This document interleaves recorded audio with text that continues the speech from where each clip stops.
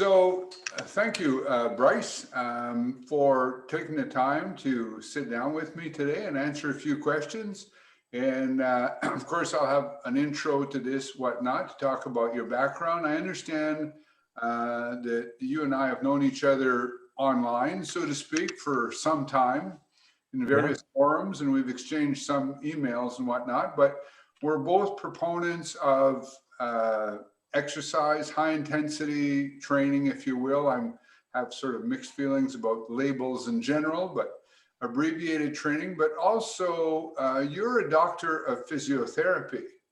So can you just start off, start off a background. When did you where's your interest in exercise? Were you a former competitive athlete, or how did the whole fitness thing start for you?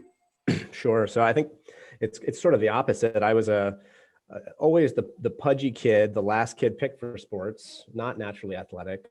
And if there was the potential for athleticism, it was sort of not revealed because maybe my diet, my lifestyle didn't really lend themselves to health when I was a kid. I didn't really know how to eat the right things. And I think I'm a kind of a person who I really have to eat a meticulous diet to feel good. And I do that now and feel great. And I'm probably much more athletic now than I was in college or before that.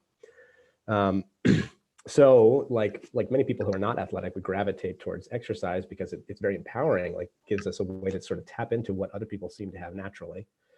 And so I got interested in changing my physique and when I was probably 14 and convinced my parents to get a barbell set for the garage. And, that was it. You just kind of get bit by the bug and become enamored with building strength and suddenly transforming yourself into somebody. It's like Charles Atlas. You're not going to get sand kicked in your face anymore because you're strong.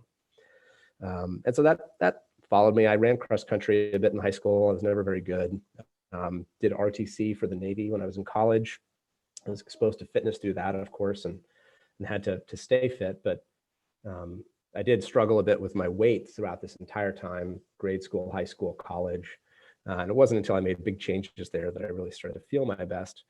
And then I gravitated towards high intensity training after years of conventional barbell exercise, kettlebell exercise, CrossFit, because I watched other people do these things and seemed to get fitter and fitter. And I noticed that I was doing impressive things, but started to accrue all the injuries. So my meniscus in my left knee, stress injuries in my right ankle, left labrum, right hip, just a bunch of different things. And there's a guy named Keith Norris, who's some people know of. He's sort of an exercise enthusiast, among other things, and an impressive guy, physically very impressive. And I was following his blog, and it's funny, he described picking up Doug McGuff's book, Body by Science, and finding that the book was so counter to what he understood about exercise, and yet finding that he couldn't refute anything it said, and it was driving him crazy. And so I just had to get the book, and I read it. I was probably 25 or 26, and it just totally upended my perceptions, my perspective on exercise. Meanwhile, I'm in the Navy at this time. I'm a surface officer in the Navy and struggling to find ways to stay in shape enough because there's not always a lot of time when you're busy to work out, obviously. And so I decided to give it a try, and I really loved it. I loved the fact that you could achieve really high intensities and seemingly maintain the muscle mass that I had built with much higher volumes of exercise with very low amount of total exercise. So that was great. Then the siren song of CrossFit sort of called me back for a little while, and again, went back and just got hurt. And then at that point, I just kind of learned my lesson. And I've been a proponent of a much more, if you don't like labels, we'd say of exercise that is focused on stimulus instead of outcome. And that's sort of how I think about it. And I've been a proponent of that ever since. I had always been interested in medicine to a degree, didn't really know what I wanted that to look like, and health and biology, learning about my own body and how I needed to eat, and sort of a more of a whole foods approach to diet, and that incredible transformative effects that had for me. And then learning how to exercise correctly sort of reinvigorated that interest in health and medicine for me. And so after I was getting ready to think about a career change from being an active duty naval officer, that's when I went to physical therapy school. And then from there, realized that there was a big shortfall in many areas, but in my area, where what do people do after physical therapy? Many of them don't feel confident going and working out on their own and maintaining what they need to maintain. And so I thought that there would be a window for me to sort of help, as a physical therapist, help bridge the gap between people who are finishing rehab and needing to maintain what they did in rehab and bridging into strength training. And then also just to reach a general population of people who are looking for safe and efficient exercise. And that led me to start my high intensity training studio, Strength Space, which is in Chesapeake, Virginia. And that's about as brief as I can make it. So it's interesting. You talk about not being athletic and sort of the kid who got picked last in the schoolyard for games. And believe it or not, I recently typed almost those exact words on a forum that I'm on, as I was trying to describe what my genetics were in terms of my potential to do really well. I wanted to put that in perspective. I started strength training. I didn't stick with it at the time, but as a teenager, when I first started, was after losing an arm wrestling match to my friend's girlfriend. Yeah, that's funny. And that was sort of embarrassing at the time for a 13-year-old kid. And but I wonder how many people who gravitate towards this type of training fall into that category, based on the idea that a lot of naturally gifted athletes were probably already the kid in high school who's already in good shape and is already good in sports, just he's got the right genes, and of course they just touch the barbell and everything goes well for them, type of thing. Right. And you said about CrossFit. Well, I think if you're not going to get hurt in CrossFit, for those who don't, it's people who are able to really do those movements that require skill and coordination to do them correctly, at least to minimize chances of injuries, whatnot. Now, and showing my ignorance here, somebody says they're a physiotherapist. Somebody says they're a doctor of physiotherapy. Are those one and the same, or is it two different things?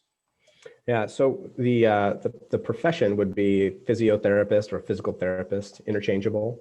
Right. And then the degree of training would be that now, just as with dentistry, you become a doctor of medical dentistry or a doctor of dental science in the United States. In the same way, now, as of the past 5 years, all of the master's degree programs have phased out, I'm almost certain, in the United States. And so the only way to become a new physical therapist is to get a doctorate in physical therapy. Okay. So for a long time, initially, around World War II, physical therapy was a certificate program that, nurses could get. And then it became a bachelor's degree. In 1992, I think the scope of practice and the amount of knowledge you had to have grew to the point where, and the fact that you spend a lot of time treating independently from physicians in clinics necessitated an increase in the knowledge. And so it went to a master's degree. And then as physical therapists have been increasingly relied upon in the health system in America to be sometimes the first person a patient sees, but certainly the practitioner that spends the most time with patients are need to be good medical screeners and to recognize, oh, hey, this back pain that you're presenting with, it doesn't sound like mechanical back pain. It sounds like maybe you need to go and get an MRI. It's possible there's a malignancy. It's possible there's kidney dysfunction, whatever. So that medical screening, I really think, is the piece that has driven us up, driven the stakes up a little higher for us, and in turn necessitated, people debate this issue, but that's been the justification for the doctorate. Okay. So how do you combine the two, or keep them distinct, or are you doing, and I'm not completely familiar with the American medical system. Here in Canada, physiotherapists are, I don't even know if they're, we have like a provincial plan that pays for certain things. Like you go to hospital, you get surgery, things like that. If you go to physiotherapist, you pay out of your pocket, and or your employer may have insurance benefits that helps with that. Whereas, of course, personal trainer, with very rare exceptions, would not be covered, and it would be two different things. So do you keep the two distinct? Do you work in a hospital setting at times, or what? How are they combined or not combined? Yeah. So yeah, it's a complex question. So my business, Strength Space, is a private strength training studio. And so I do, even though I market it as being unique because it is designed by a physical therapist, informed by my expertise, I'm very careful to distinguish that my clients are not patients. Right. And part of that is because I want it to scale, and I don't want them to associate it strictly with me. That's always a challenge for a sole practitioner or proprietor. Is eventually I also want employees like you do, and so Right. and they probably won't be physical therapists, and so this is not a physical therapy practice. Having said that, I occasionally do treat patients here, and I have a private treatment rooms in the back of the studio that are available to me and to other professionals if I wanted to rent them out. Okay. And so I'm very, very clear about the distinction. If somebody shows up to me and the first time I ever meet them, I can tell they're extremely complex. Maybe they just had surgery, something like that. Then I'll say, hey, listen, here's what I think we could do for you, but I would need to evaluate you as a physical therapist first before we even think about whether the relationship of a client, personal training client, is appropriate. So it just kind of depends on what the person's showing up with. Yes, I do practice or have been practicing physical therapy in other settings too.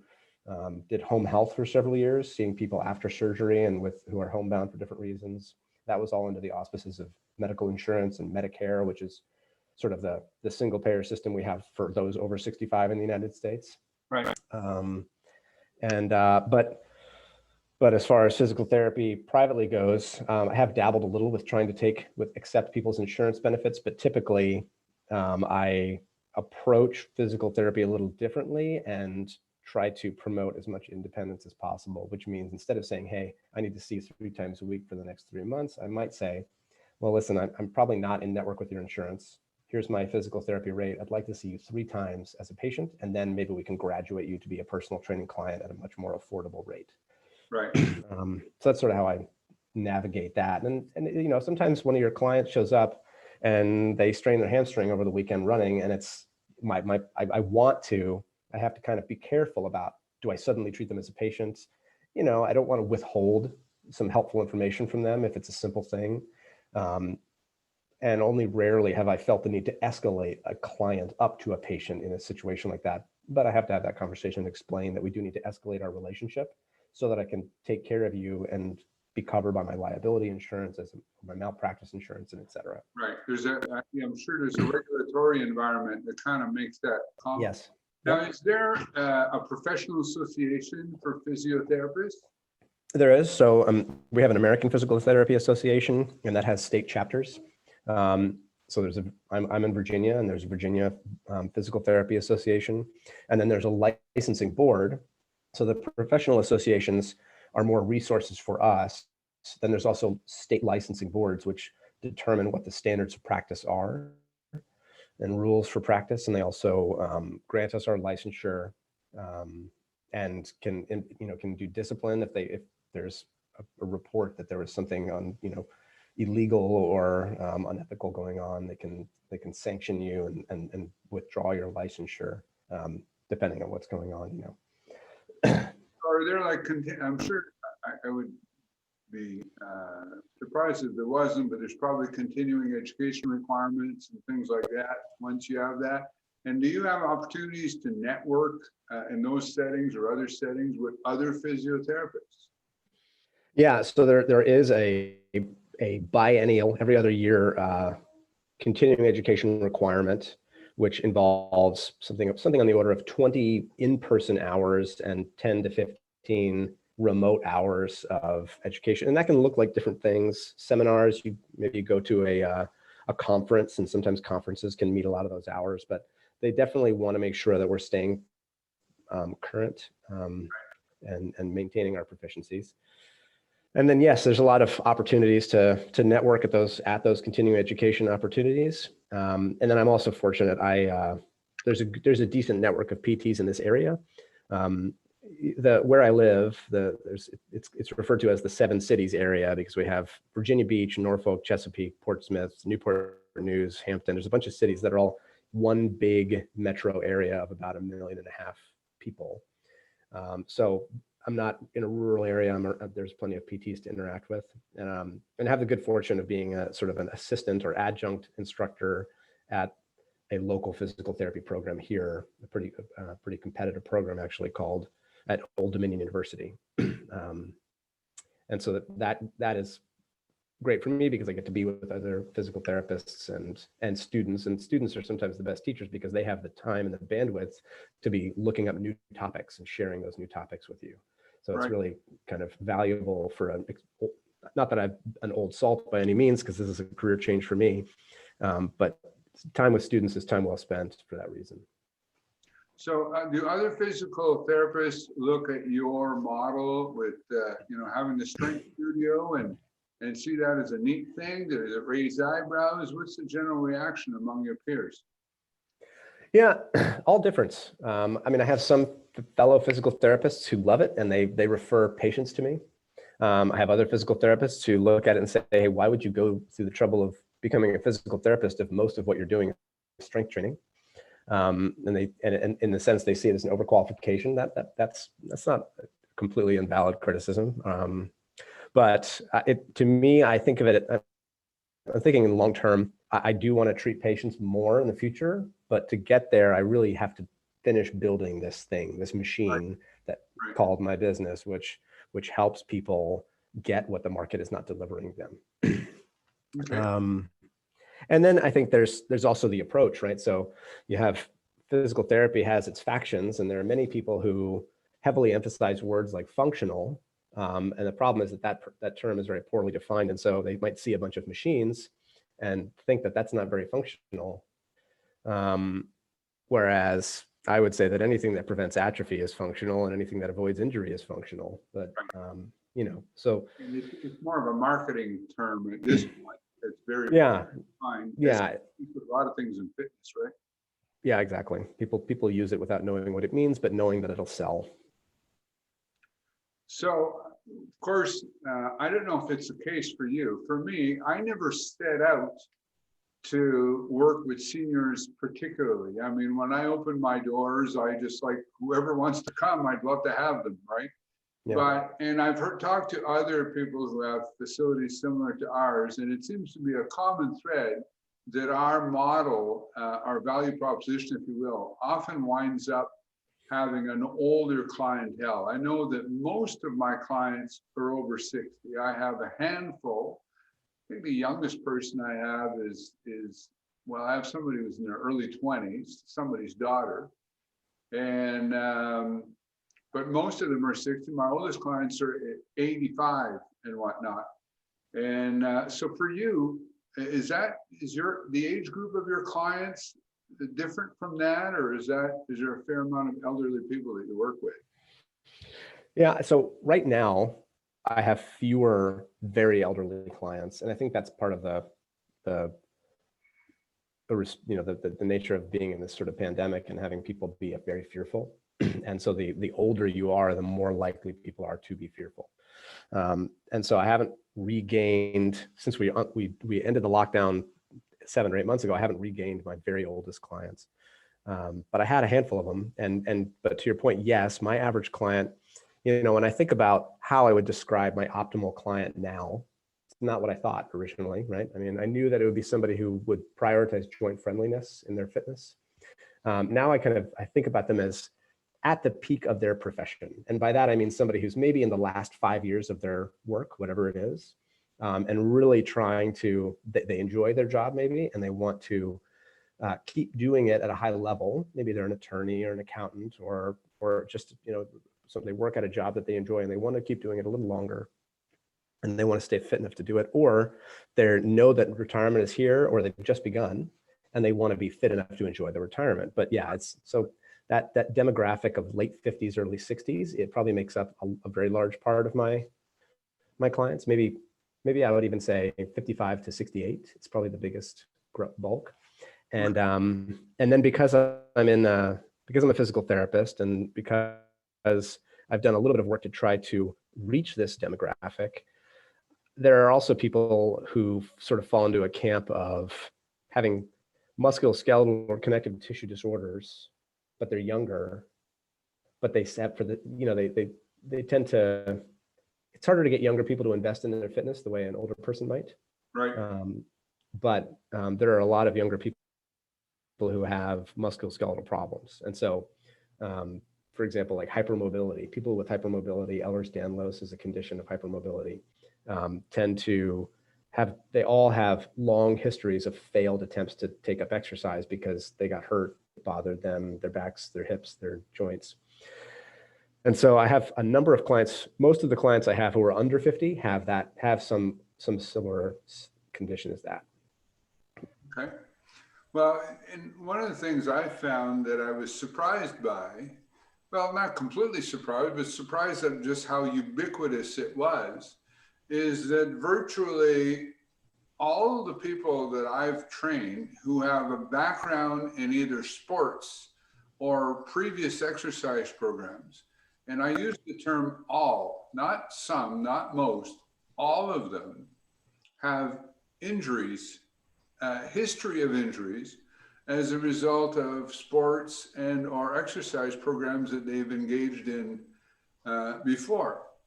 I find it interesting because, I know I had a conversation with someone who suggested strength training in general was safe, otherwise the big box gyms would be getting sued left, right, and center. And my reply to that was that most people take too much responsibility. If they go to a big box gym and they, load up the squat bar or get on the machine and hurt themselves, they go home and say, darn, I did something stupid at the gym today. It never occurs to them to sue the gym, or at least it's certainly not common. And yet there's a lot of people hurting themselves. Typically, one of the things I say is that the good news is that most people don't stick to their exercise programs long enough to get hurt. And the people who do stick to it long enough usually wind up with injuries. Some of them wear them as a badge of honor. It's almost like a macho thing. Like, look at me, I work out. I got a bit of a bad shoulder, but I'm going to go back in. With myself, with training older people and people like that, part of my real interest in working with you or in talking to you today was because of your, the background that you have in physiotherapy as well. And also, now, have you read Bill DeSimone's first book, Congruent Exercise? I've read parts of it, yes. Okay, he just published his latest one called Joint Friendly Fitness. Yeah, I know he released that, yeah. So I'm just, I've got an excerpt that he shared with me in preparation for our interview. And it's quite interesting, actually, because of some of the things I thought I knew. I'm learning certain things that, just moving slowly and deliberately and taking care of turnarounds is certainly better than ballistically, but you can still hurt yourself by, bringing your joints into, different motions and things like that. So you have similar machines in mind. You have some MedX, you have some Nautilus. I've seen a video, your tour of your facility, right? How many machines do you have? So I probably just take you on the tour in a minute here, but I have 2 MedX pieces. I have probably 6 hammer strength pieces, and then 2, 3, 4, 5, probably another 6 or 7 Nautilus pieces. And then I have a cable stack, 2-handled cable stack. And then I have the Dynavet gluteator and a Cybex plate loaded leg extension. So do you find yourself have you amended the way that you use those machines other than what the manufacturer might have originally recommended based on, biomechanics or your own experience or your education as a physiotherapist, or are you using them pretty much as the manufacturers are recommending?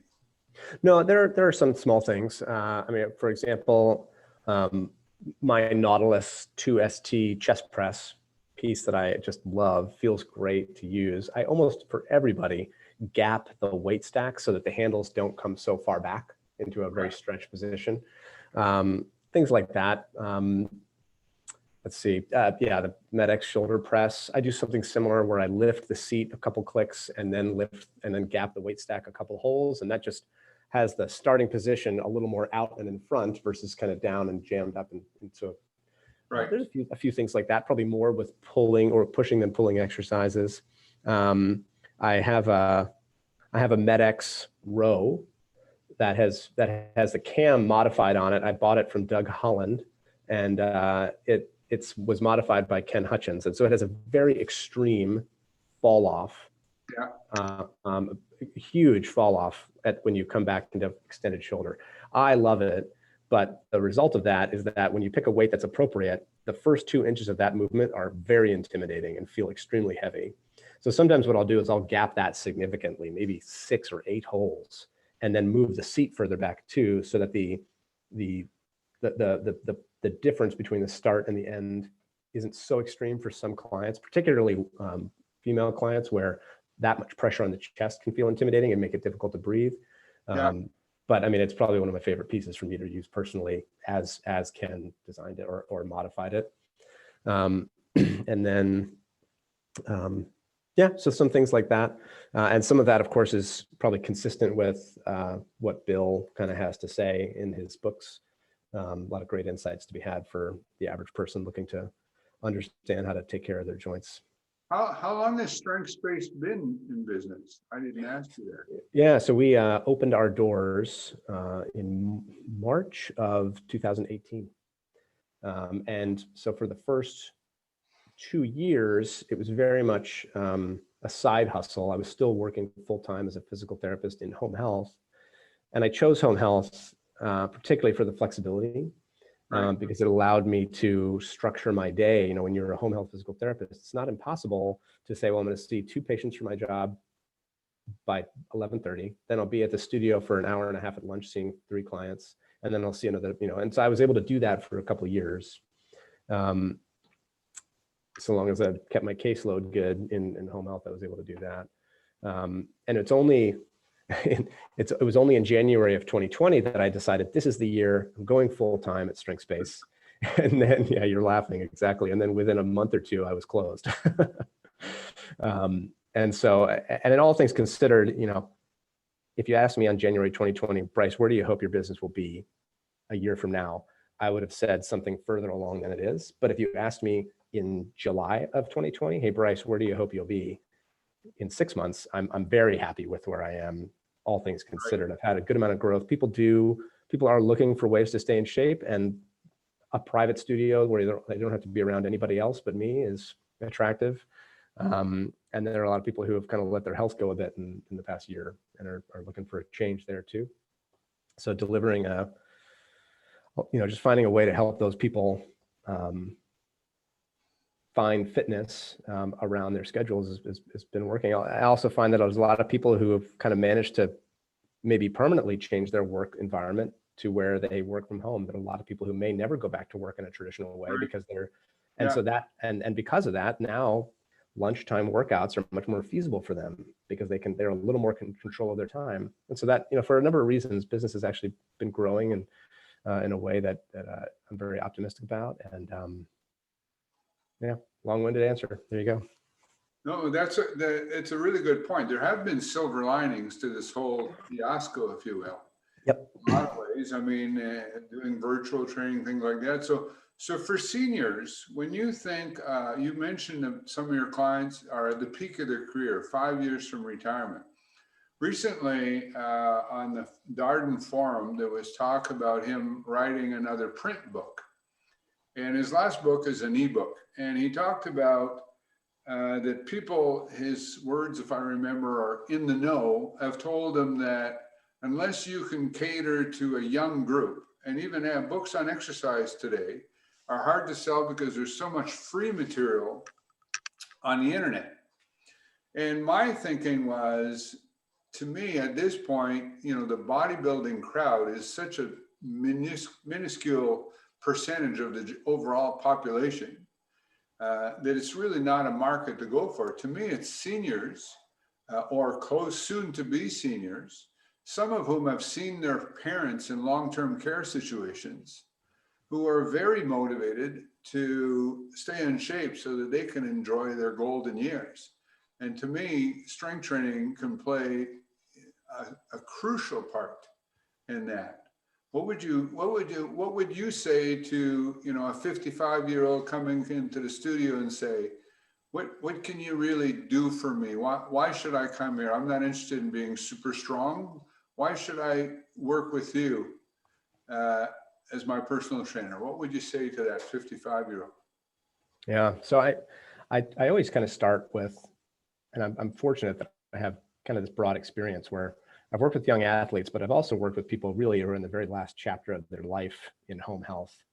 Right. And so I always start and I talk about those people and how they're not homebound because their flexibility is poor, and they're not homebound because their cardiovascular fitness is poor, although I'm sure it is. That's usually not the main reason. There are exceptions, but the biggest single thing that I saw in working in that population for 3 years was that people just eventually lose the muscle mass needed to be able to stand up from chairs, get up off the floor, ascend staircases on their own. And it just takes over their lives. The weakness becomes the defining feature of their lives, and it's very preventable. That doesn't mean that Usain Bolt is going to run sub 10 minute or some 10-second 100 meters for the rest of his life, but it means that the raw material, the muscle mass that you need to just enjoy functional independence, we really can hold up onto that muscle mass all the way up until the very last months, if not weeks of our lives, with a very small time commitment.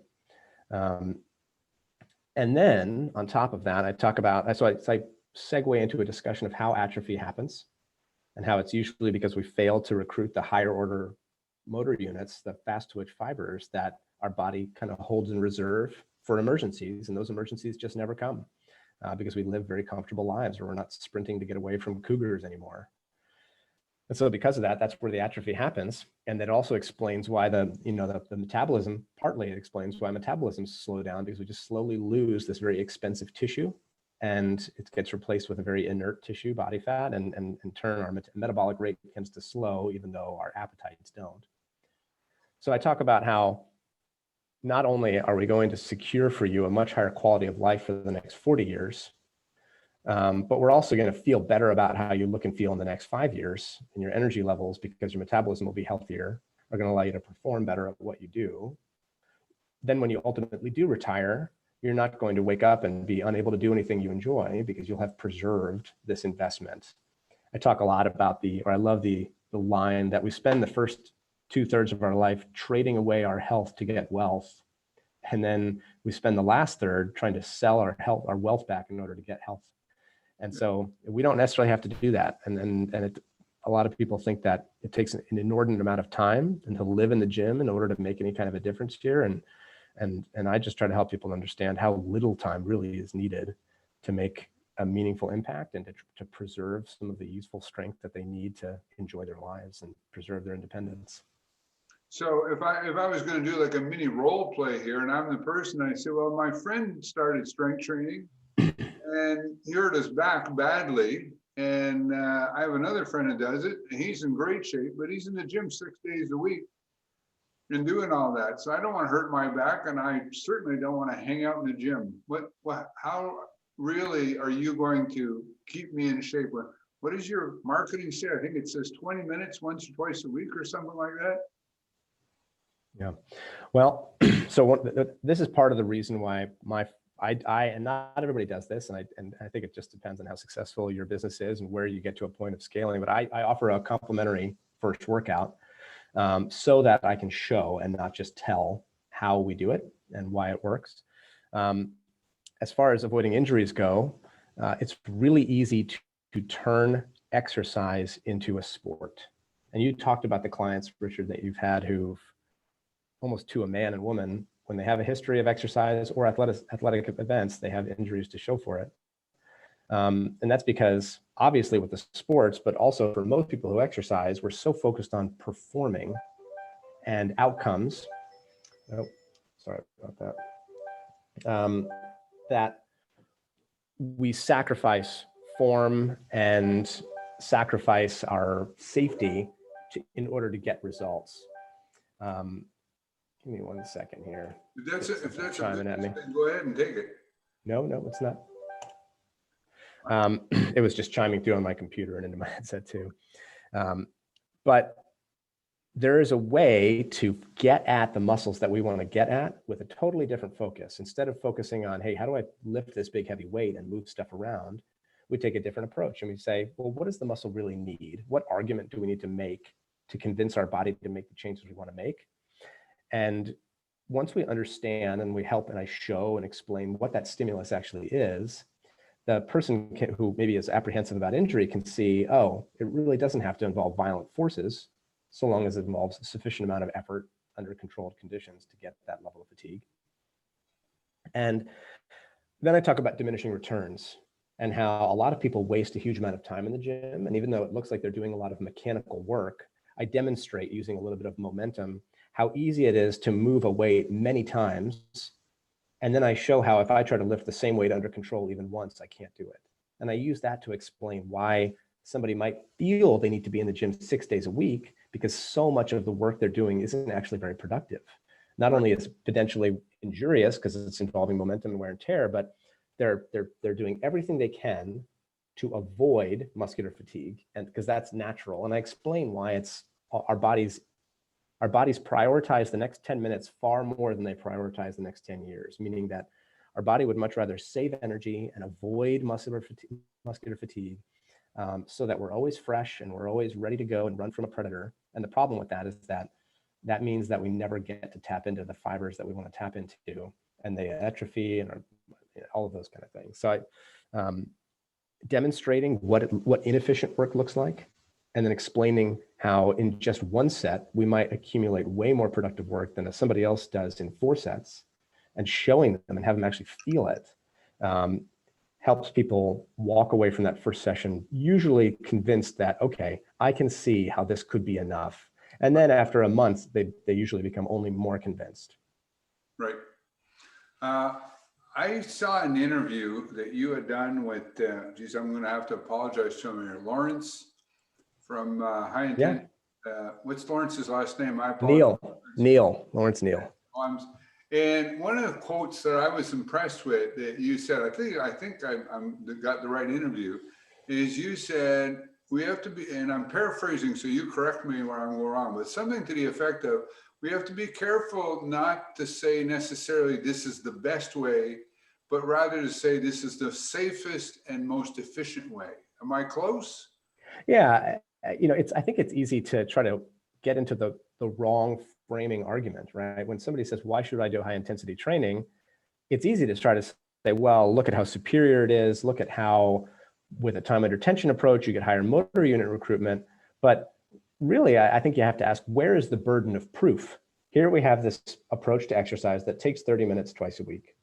And it's very manageable to fit into our lives and to do it without getting hurt. The burden of proof is on the person who comes along insisting that we have to do hours more exercise in more complicated, more risky ways. I don't need to win the argument that says that my exercise is the best form.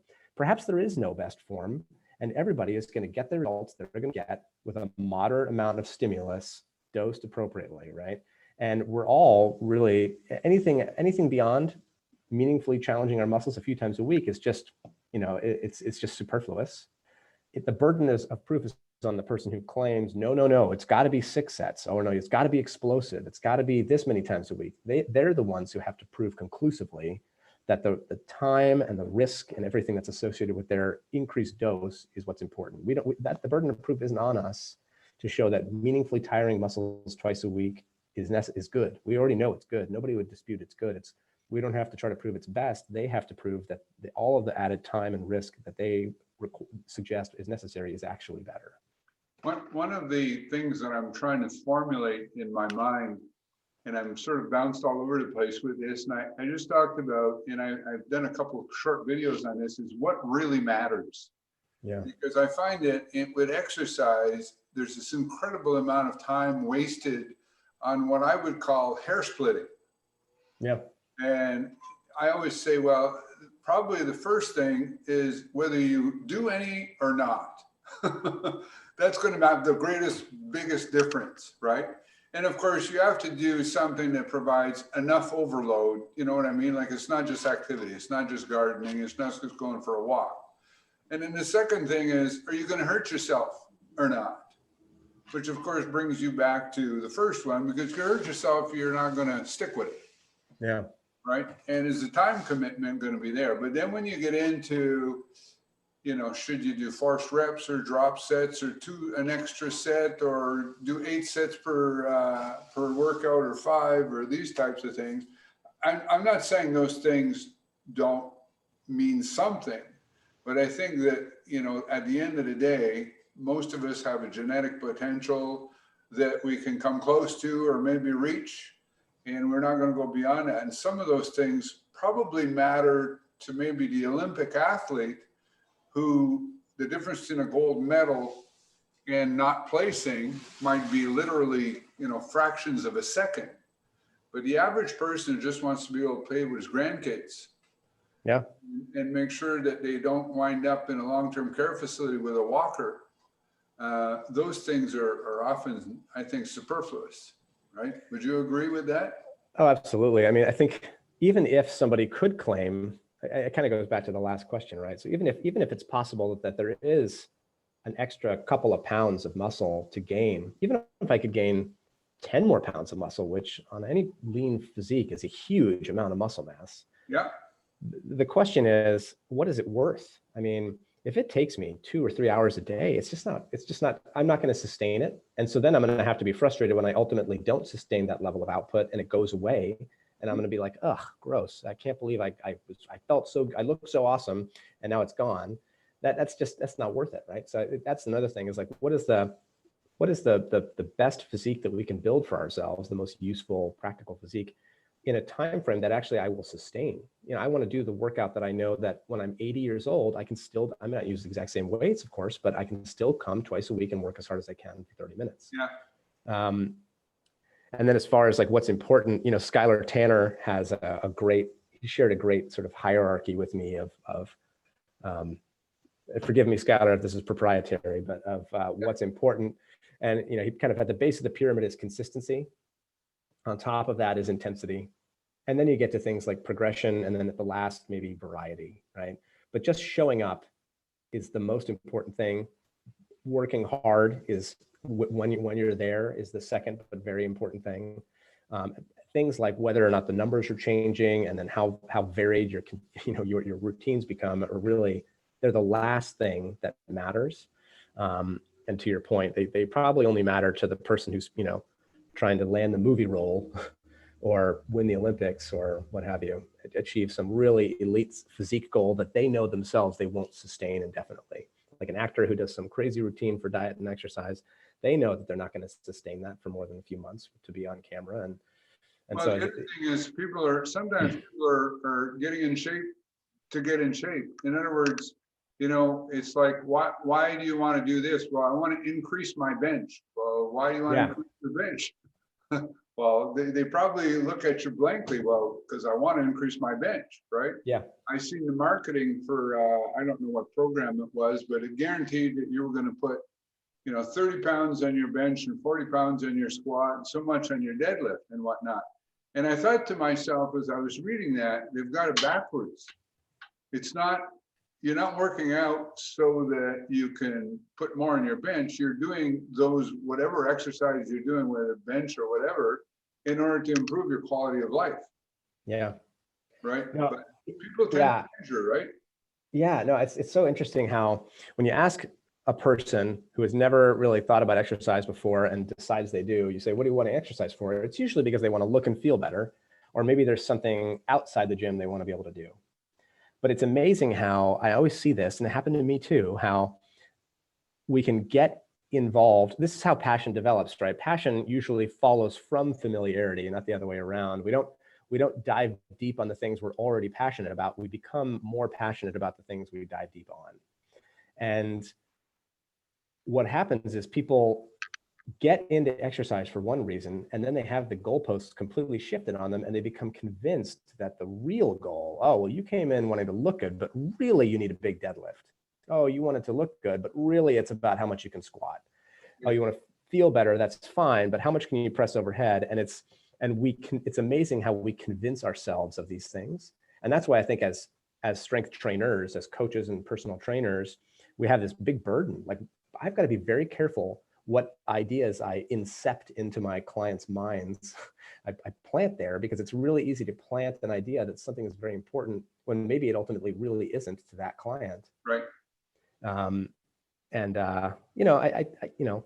Do I think it's wrong to convince somebody that strength training is important when they didn't know that? No, but you just have to be careful, because ultimately how much somebody deadlifts, maybe beyond the minimum, maybe everybody needs to be able to pick up their dog food or what have you, right? But it's very easy to sell somebody so hard on a training program that really will actually ultimately run counter to what they first showed up for, because maybe they get injured and actually can't look and feel better because of the injury. So another thing, I'll just wrap up soon here, but another thing I wanted to mention that I really appreciated about a previous interview that I heard you give, was where you were talking about the nature of beliefs and how people will believe things based on how much they have invested in that belief. I.e., I'll give you some examples, because you're looking at me, I'm not sure if you're remembering this, but it's kind of like if I've gone to university and I've spent hundreds of thousands of dollars learning something, and somebody comes up with me with contradictory information, I'm a lot less likely to listen to that person and brush them off before I hear them. Or if what I learned came from my father and he told me it on his deathbed, or if I'm known as an authority in my field and I've been giving this information out for decades, maybe I'm an author, and then I'm confronted with contradictory information, I'm much more likely to immediately ignore that information because it rounds counter. Do you remember, am I misquoting you, or do you remember? No, that's the idea. And I'm probably paraphrasing. I had to remind myself of the quote by looking it up, but Upton Sinclair, the author, said, "It is difficult to get a man to understand something when his salary depends on his not understanding it," which I think is such a great line. But no, absolutely. The more you personally invest in something and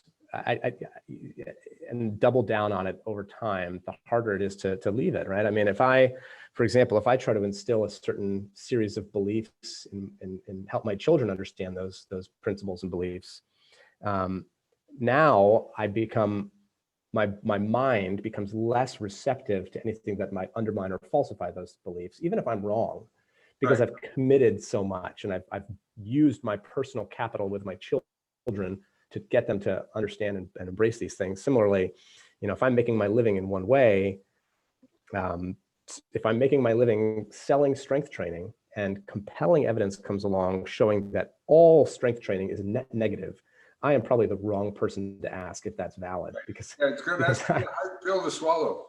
Yeah, because I just have too much invested in the idea that strength training is a net benefit to most people. So, right. Or somebody, speaking of pills, somebody came up with something and said, this pill will stop your production, that gene that stops people from growing big muscles. I forget now.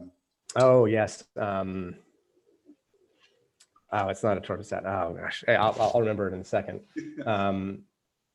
But yeah, I know what you mean. Cattle and whatnot that have that gene missing. Yeah, the bully whippets, the dogs that grow super muscular.